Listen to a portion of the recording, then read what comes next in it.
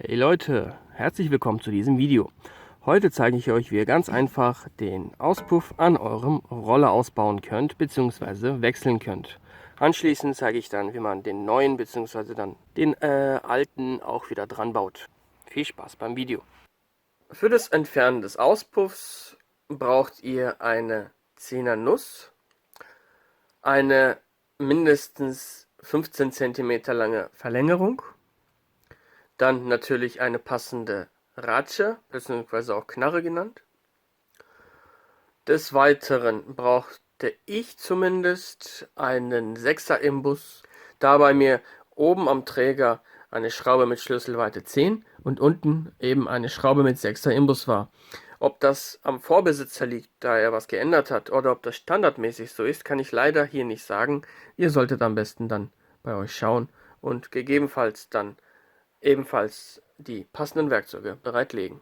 Um den Auspuff zu entfernen, empfehle ich euch zuerst diesen Schlauch zu entfernen. Der ist, meine ich, für die Abgasrückführung zuständig oder dafür, dass Benzindämpfe aus dem Luftfilterkasten nochmal verbrannt werden oder so. Ich bin mir da wirklich tatsächlich gerade nicht so sicher.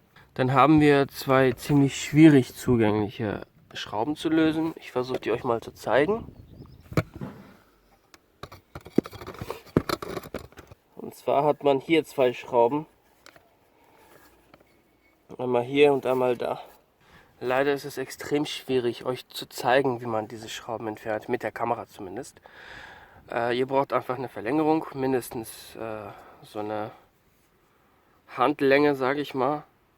Und eine 10er Nuss. Dann geht ihr auf die beiden Schrauben drauf und ihr könnt diese entfernen. Zwischen Auspuff und Motor sitzt allerdings noch eine Dichtung. Versucht diese nicht zu verlieren. Ich werde diese dann weiterverwenden. Wenn man möchte, kann man diese dann auch ersetzen. Ich versuche das Ganze mal zu filmen. Ich weiß nur leider nicht, wie sehr man das dann auf dem Video später sieht. Und zwar ist das die erste Schraube, die wir öffnen müssen. Und hier hinten diese lange Schraube, das ist dann die zweite, die ihr entfernen müsst. Normalerweise würden beide von diesen langen Schrauben sein. Der Vorbesitzer bei mir hat wohl mit der Zeit die andere verloren und hat sie durch eine Standardmutter ersetzt, was auch funktioniert. So sehen die beiden Muttern bei mir aus. Beide haben jeweils eine Unterlegscheibe mit diesem Schnitt. Ich glaube, die sind dafür da, dass das Ganze sich nach Vibrationen oder so nicht so einfach löst. Hat man die beiden Schrauben unten gelöst, wird der Auspuff jetzt nur noch von dieser und dieser Schraube hier unten, so, da sieht man sie, gehalten. Auch hier kann es sein, dass es bei euch die gleichen Schrauben sind. In meinem Fall allerdings habe ich hier oben eine 10er und hier unten eine Imbusschraube.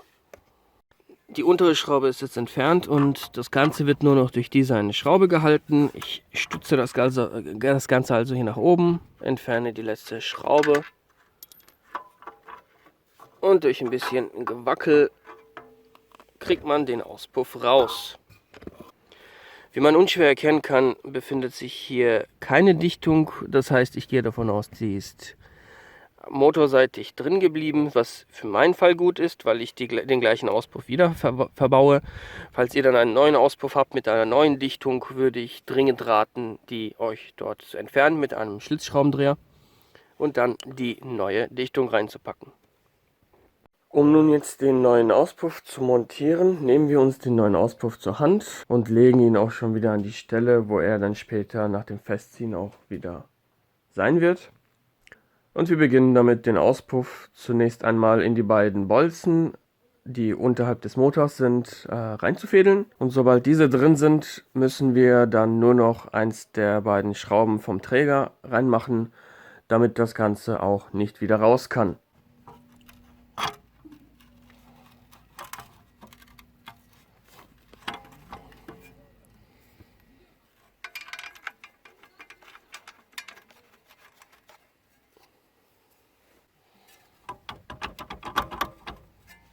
Nun sollte diese Schraube bereits drin sein und handfest angezogen sein und hinten die beiden Schrauben sind durch die Löcher im Auspuff durch. Jetzt können wir unten schon mal wieder eine Unterlegscheibe und eine Mutter beigeben und das Ganze anziehen. Leider ist das mit dem Film unheimlich schwierig, also muss ich euch an dieser Stelle leider eurer eigenen Fantasie überlassen. Ich baue jetzt die beiden Muttern wieder ein und wir sehen uns dann gleich wieder. Sind die beiden Muttern angezogen, können wir auch hier schon mal wieder die Schraube hier hinzugeben. Und diese kann man dann auch komplett anziehen.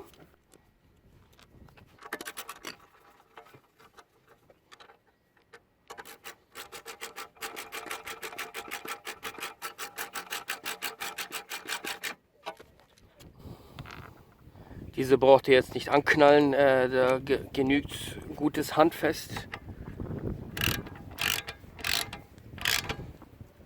Und dann ist das Ganze auch schon fertig. Ich halte die Knarre zum Beispiel nur hier vorne, damit ich nicht mal sonderlich viel Kraft ausüben kann. Und das Ganze so anzuziehen reicht. Genauso habe ich es übrigens auch unten gemacht. Aber die genauen Drehmomentwerte seht ihr dann unten in der Videobeschreibung. Jetzt muss nur noch dieser Schlauch wieder drauf. Dazu einfach hier die Klammer zusammendrücken und den Schlauch wieder drauf wackeln. Und wenn er ganz unten ist, kann man die Klammer wieder loslassen, beziehungsweise auch ein bisschen in diese Richtung drehen. Und schon ist das Ganze abgeschlossen.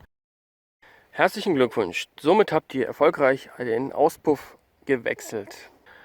Falls euch das Video gefallen hat, würde ich mich sehr über einen Daumen hoch freuen und wie immer gilt, ein Abo ist kostenlos, aber niemals umsonst. Ihr helft mir damit ungemein weiter. Ich würde mich über ein Abo freuen. Oben rechts seht ihr nun mein letztes Video, da zeige ich euch, wie ihr die Blinker-Glühlampen in eurem Rücklicht wechseln könnt. Viel Spaß mit dem Video. Ciao!